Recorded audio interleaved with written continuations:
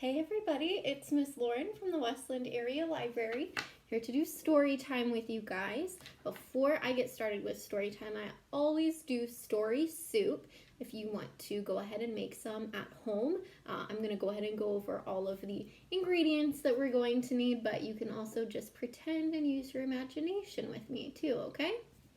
So first we're going to need something to make it in. I have this big pot. You can use a little pot or a bowl too. You're going to want something to stir with, so I have this ladle, but you can use a little spoon or even your fingers if you want. And then I don't have any play food at my house, so I'm going to use my imagination and just have a couple of measuring utensils that I'm going to use. But if you do have play food at home, if you want to take a second to pause the video to go grab all of your necessities, you can go ahead and do that and come back and make it with us. But if you're just going to use your imagination along with me, I am going to go ahead and get started. So we are going to start with a big heaping cup of whatever that may be. And then how about 1 tablespoon of, I don't know, that stuff looks like it's kind of sticky. I don't know what that might be. And I do have a little saucer. We're going to sprinkle something that's sparkly. Hopefully it helps with that goopy stuff we added in. And then finally, I have a big mug of the finishing touch. I think that looks good. I am going to go ahead and stir, and this is my absolute favorite part. We are going to sing our story soup song. I will go ahead and put the lyrics to it in the description, but it's pretty easy, and we're going to sing it 2 times just to make sure that any of our new friends who don't know it get a chance to learn it. So, we are making story soup. We're making story soup. Slow stir around we go. We're making story soup. We're making story soup. We're making story soup. Slow stir around we go. We're making story soup. All right, good job, guys. Let's see what story we created today. Oh, what is this? This book, let me get that out of our way, is called What If? And it's all about being creative with what you may or may not have at home, right? So let's see. What if? And here she is working in her window, probably at a desk, huh? And it says, what if? With a pencil and paper, I write and draw art to create many stories that come from my heart.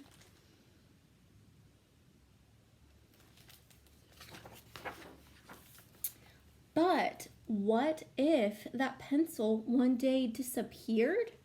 I'd fold up the paper till stories appeared. So if she didn't have a pencil to draw, she would do origami, right? Looks like she made some swans and a unicorn.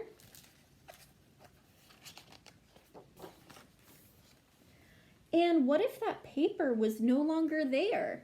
I'd chisel the table and then carve the chair. So she used the wood, right? And she made herself, it looks like an airplane, a little wooden airplane. And what if there wasn't a chair here at all?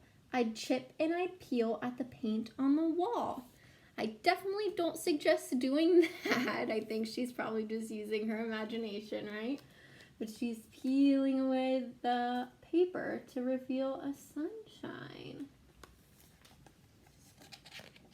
Sorry guys, my kitty is up here on the table.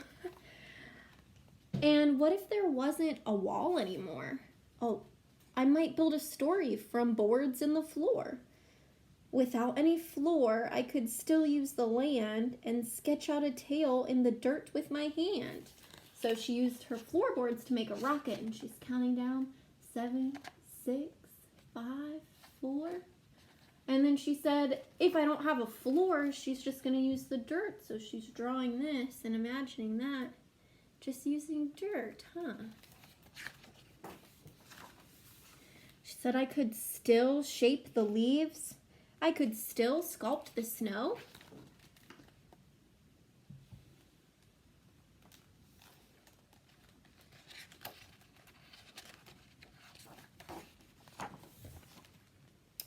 could still plant, kitty cat, go on.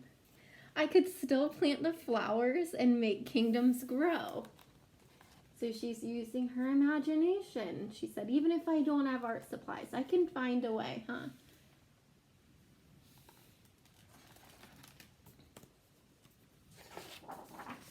Without any land, I would still use the light. Just making shadow puppets and invent shadow stories the sun would ignite. Shadow puppets are pretty cool, huh? If you've not done them before, you should ask your grown-up to do them the next time you're going to bed. If there was no light, I would still use my voice to sing out my stories, to chant and rejoice.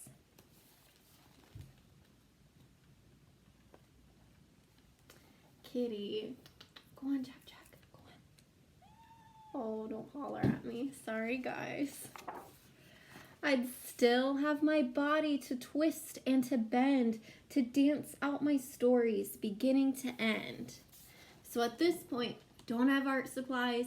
We don't have nature outside. She just used her voice and she said, if I don't even have that, I'm gonna dance to be creative. Look at her boogie, huh? If I had nothing, but still had my mind. Whoa. I'll show you in just a second. Let me go ahead and read it. There'd always be stories to seek and to find. So she said, if I had nothing to be able to use, I have my head, I have my imagination, my creativity, and look at all this cool stuff. A phoenix and some space, and it looks like music, and that Pegasus she made earlier, huh? Very cool.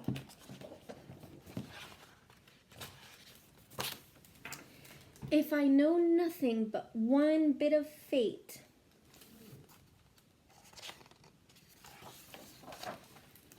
as long as I live, I will always create. See, her pencil's kind of glowing like it's magic. Yeah, just like your imagination and creativity, it's magic. As long as I live, I will always create. Here she is in her window again. And there's that Pegasus.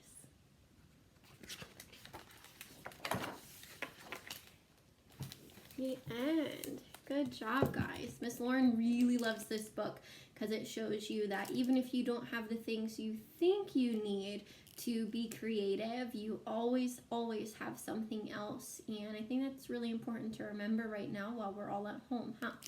Well, thank you guys so much for reading with me.